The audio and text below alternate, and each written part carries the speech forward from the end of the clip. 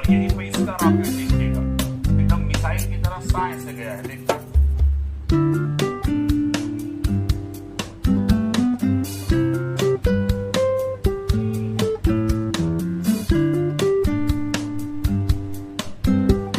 और ये सब मैंने बता चुका ना, ये सब बूस्टर इंजन होते हैं।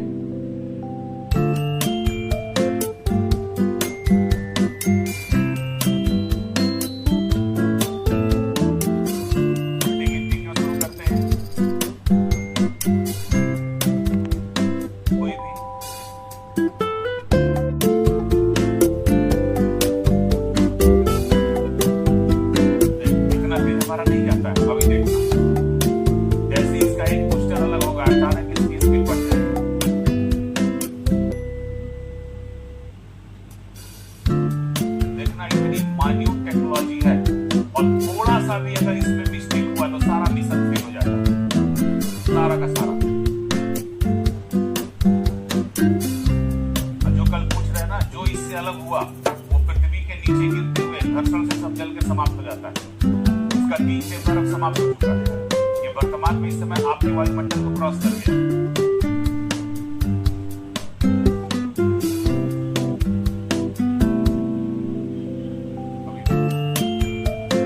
रॉकेट के जितने भी चेंबर वो लगभग सब समाप्त हो चुके हैं।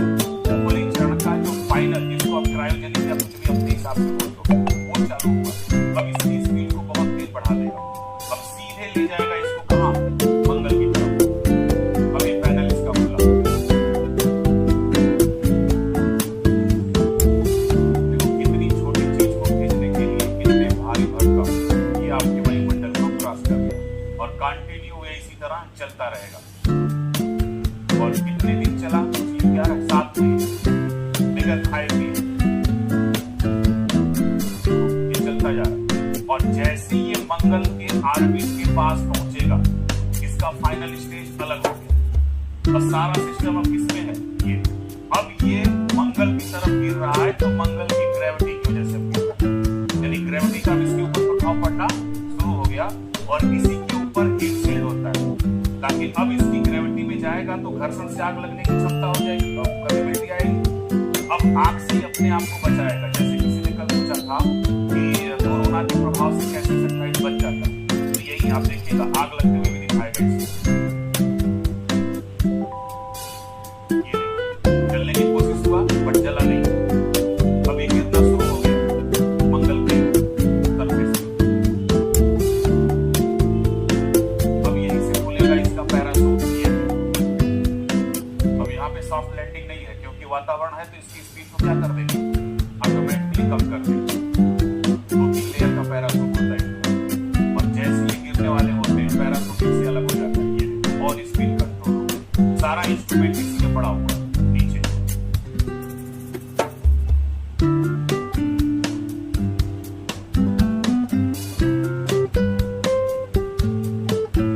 टच करने वाला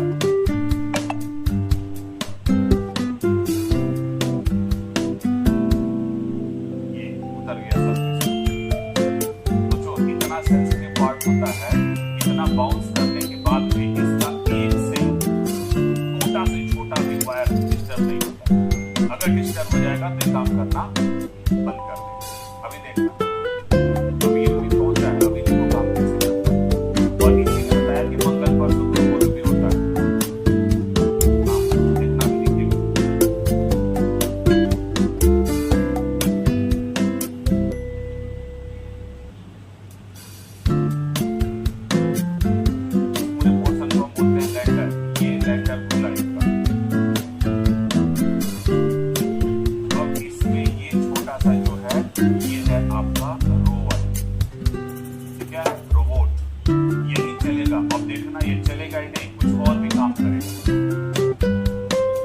अब ये सोलर पैनल इसका खुला। ये पोर्शन जो है ये इसके कैमरे का पोर्शन दिखना।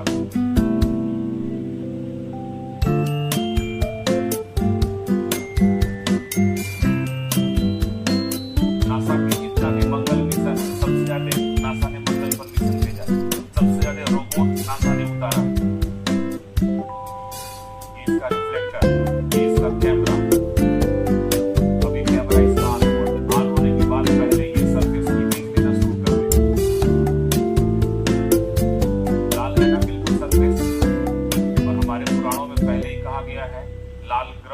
मंगल है। और लाल ग्रह का स्वामी कौन है? हाँ बेटा, तुमको पबजी ही लगेगा, है ना? तुम उसी लायक हो ही। मैं कह रहा पबजी लग रहा है।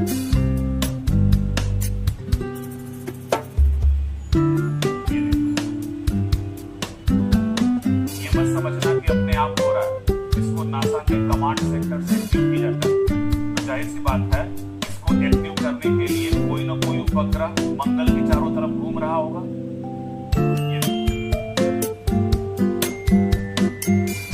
ये वातावरण में भी इमेज लेना शुरू कर। अब ये यहाँ पे चलेगा, इस इमेज को लेकर ये कमांड सेंटर को भेजना शुरू कर।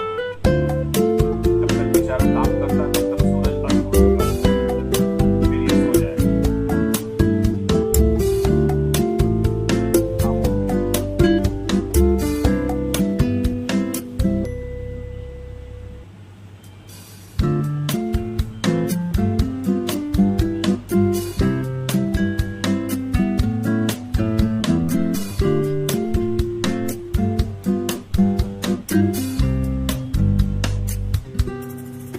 अब आएगा सुपर मून, ध्यान से देखना।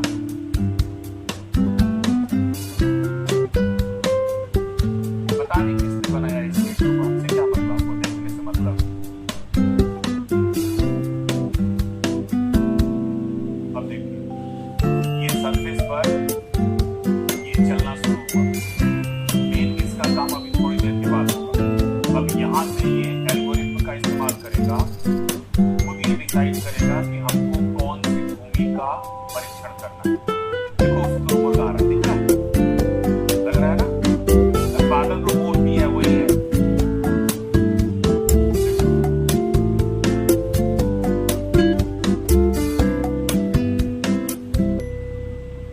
अब यहाँ पे देखना, अब चूंकि कैसे पता चला कि यहाँ पर पत्थरों में कौन कौन से एलिमेंट हैं। अब देखना ये क्या करता है, ये किसी एक पत्थर का चुनाव करेगा और चुनाव करने के बाद उस पत्थर को ड्रिल करेगा। देखना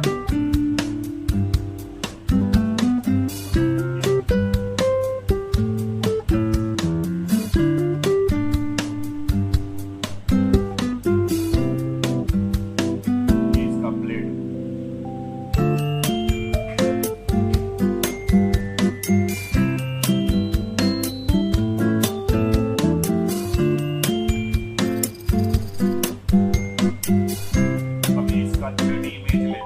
और ये पता करेगा कि अब इस पत्थर में नमी कितनी है।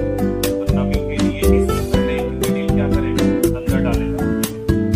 ये इस पत्थर की नमी और इसकी रेडियोएक्टिविटी को पहचाना, और यहाँ पर जो कैमरे लगे हुए उस कैमरे से इसने इमेज लिया और फिर इस इमेज को कहाँ भेजता है, नासा के कमांड सेंटर। और नासा के कमांड सेंटर उसी इमेज के आधार पर डिसाइड कर लेते हैं, पता लगा लेते हैं कि यहाँ पर कौन कौन से एलिमेंट्स इस सतह पर या इस पत्थर में मौजूद है। तो जितनी भी नासा के बारे में इंफॉर्मेशन हम लोगों को